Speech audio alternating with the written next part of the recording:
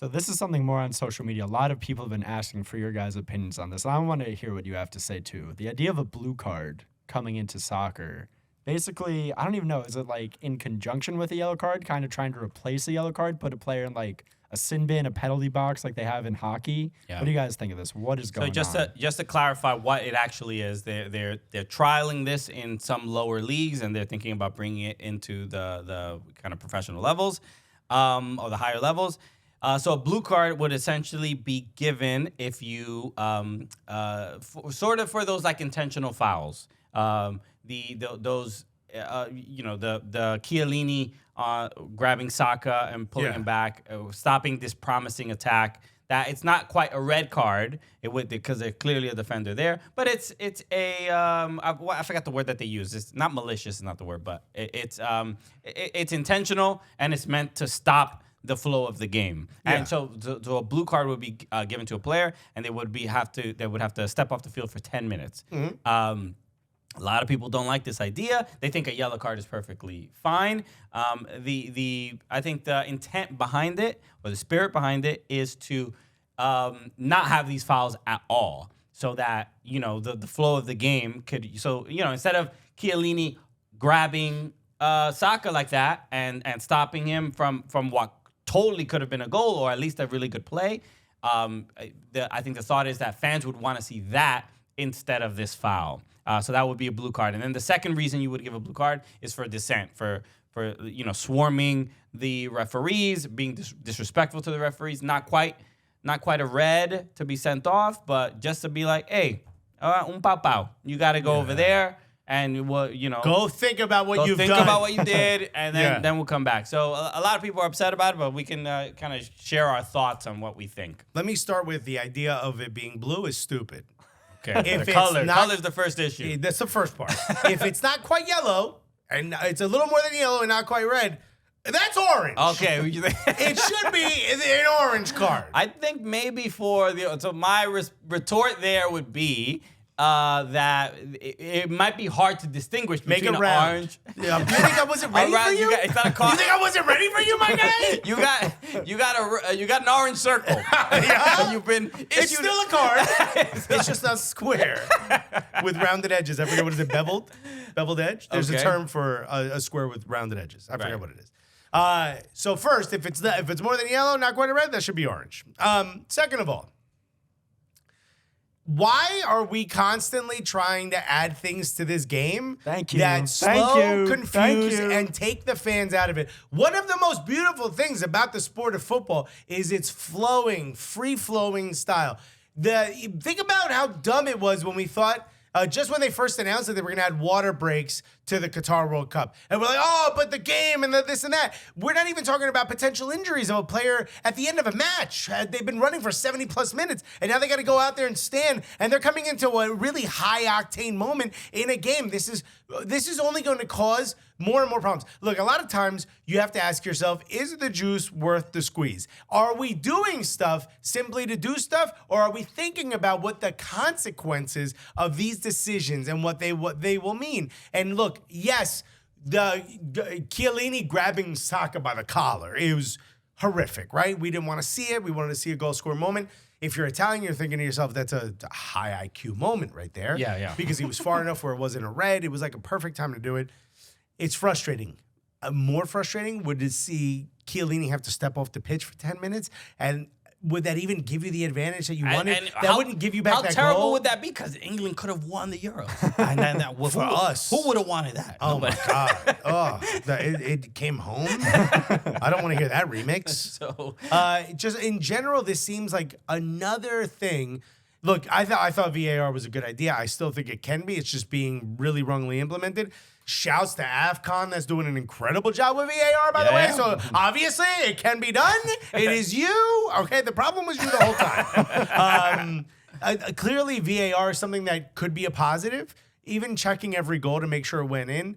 At some points you start to feel like, could you do this a little faster? Yeah. You know what I mean? It feels like it feels uncomfortable to sit there and wait and then have just someone go, hey, I did, as opposed to being able to really celebrate. But now adding this on top of that, sin bins and all this stuff, bro, it's too much. There's ways to regulate the game. And this, I feel like I don't want to say the game is perfect, but it's good enough. Yeah, at so this moment. I'd say this. I think my main issue with it is like the professional foul that you kind of mentioned. That is, I like that part of the game. I think that is, you need to be intelligent. Right, you have right. to have a high football IQ to make those. I'm not fouls. like when Chiellini did that. I wasn't like, man, damn, we didn't get to see a possible goal. I said, yo, he almost ripped that dude's shirt off. Yo, that was crazy. Bro, horse collar in soccer? That's 15 yards, dog. Yeah. So the fact that I got to see such a wild foul was that provided a fair amount of entertainment. So and it gave us stuff to talk about, which for us is good. Yeah, so I'm less okay with a blue card being given for that than for like dissent. I think dissent, there has to be some level of protection with referees. We've been seeing so many crazy incidents at high levels, at amateur levels with referees. I think the blue card gives an opportunity to have a little bit more authority to police this disrespectful behavior that I think we don't want to see in the game. So I have a better idea. If people are crowding around you, give the captain a red card. Or give the captain a yellow card. I mean, the captain is supposed to be the one responsible for getting the other players away from the ref and have that conversation with the ref if a conversation needs to be had with the ref. That's part of the game, is communicating with the ref how the game is being called. But that's the thing, is that certain players can influence the game and influence the referee by constantly. It's part of the game. But I have to think about. Look, Christina Uncle, she retweeted our tweet, because I had tweeted this about when yellow cards and red cards were created. I said they were invented for Pele because he was being, during I think it was the '66 World Cup, and he had to miss.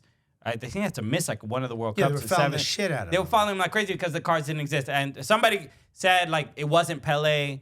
That it was in 1966. There was a game between England and Argentina, and the head of the referees created it because it was literally almost chaotic. It was just chaotic, which I think both are sort of a factor, because I've read a bunch of stuff about Pele was literally the most popular player in the world, and he was missing matches, he was missing tournaments. So financially, it was just we can't have the greatest player ever not playing and stuff like that. So I think it's a little bit of both. Or at least Pele was definitely a big influence. But Christina Uncle, I had asked the question, who are they making the blue cards for? And this was her tweet. She responded. She quote tweeted us. She said, literally, for every quick counterattacking player who's been pulled down by a defender who's been beat to take away the quick counter and promising attack. Can't wait to see that defender stop the pull because the punishment prevents the crime and we get some beautiful goals. So I understand that, look, and she is a referee, and I understand that intention, meaning that she would like to see that goal progress rather than see, at least the play progress rather than see the foul, because that would be more entertaining to her. I have a different opinion, but I think, getting to know Christina Uncle and hearing her talk about referees, I've grown to have a lot more sympathy for referees. It's a difficult job. They deal with a lot of not just criticism from the internet. Literally, the players on the pitch are screaming at them, and at some point there has to be HR got to get involved and be like, yo, why do I got to deal with this? Yeah. But don't you think the fix to that is I feel like a lot of those moments when players are crowding around the referees, it's because the referee has made a mistake. And isn't the easier fix to that just to have the referees be better or get better referees? It's not just mistakes. There's times where players are realizing they're not to the same quality as the other team, and influeing the ref to try to get a certain player out is a good way to do it. I mean, it's also very common in Latin America where you need to win at not just how many goals are scored. You need to win everywhere. So win as far as influence against the ref. You have to win in trying to get the other player to allocate as many fouls as possible. Again, that's part of winning within the means of the game. For me, and this is what's frustrating, is you're not thinking about what the consequences of this will be. You're saying, yes, if we want to know if a goal was scored or not, after every goal, we'll stop down and then boom. And you're like, all right, but what's the net effect of that? You don't think about that. So now you're going to hand this blue card out. that's also going to be, contested. Was that even?